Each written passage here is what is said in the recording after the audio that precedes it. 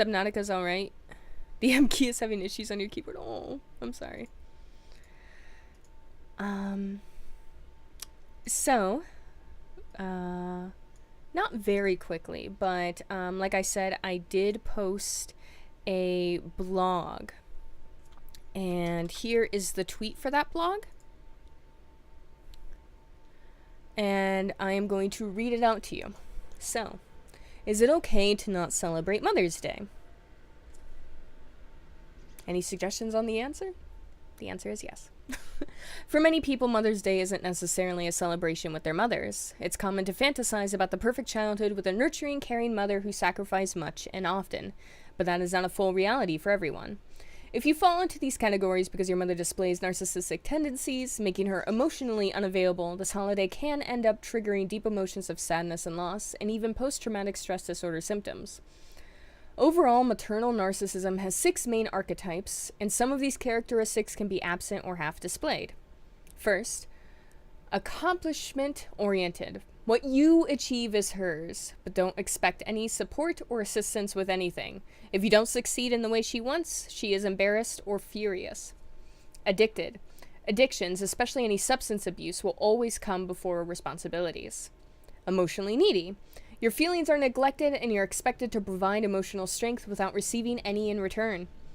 Flamboyant extrovert. This mother is always performing and expects you to keep up with the Joneses and, more importantly, her. And if you don't, you don't matter.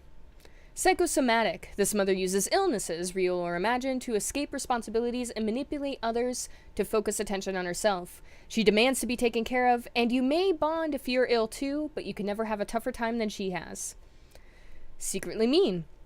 The public image and the private self of this mother are polar opposites and are unpredictable and disorienting.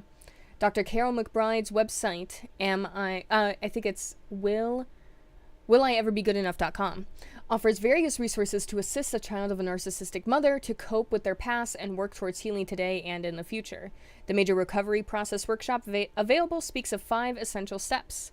The first step is acceptance and grief. It is vital to be able to clearly analyze and identify trauma, which takes a lot of time, effort, and strength to work through. Acceptance does not mean that you will forget, nor that you are okay with what has happened. The second step is separation and individualization.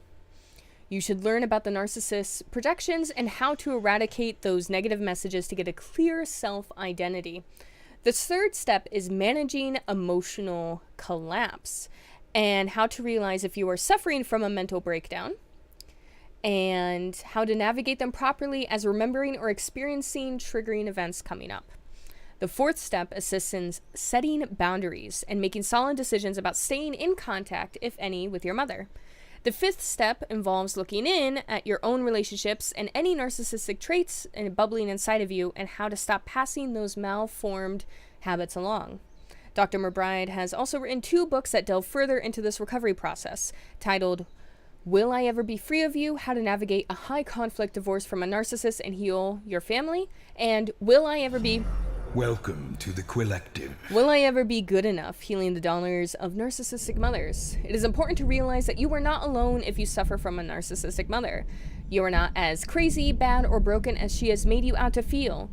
Healing and recovery is possible, and you are worthy of being loved and loving others. So,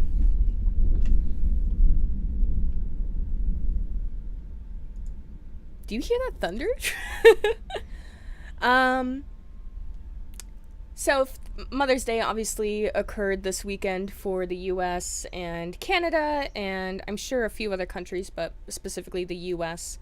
I hope that if you do experience a mother that does have some narcissistic tendencies, or is full-blown a narcissist, and falls into any of those sort of categories, that you're able to heal and protect yourself and move on from the trauma that has occurred. If you are a mother and you don't feel appreciated by your kids and you're not a narcissist, I'm sorry that you don't get the appreciation that you deserve, and hopefully you're able to find it in other places. And if you don't have a good relationship with your mother, if you didn't grow up with a mother, if you forgot to call your mother, those are all different things that requires a slightly different touch than what I talked about here. But the exception, thank you very much for resubscribing for 5 months in a row. I appreciate it. Who made Thor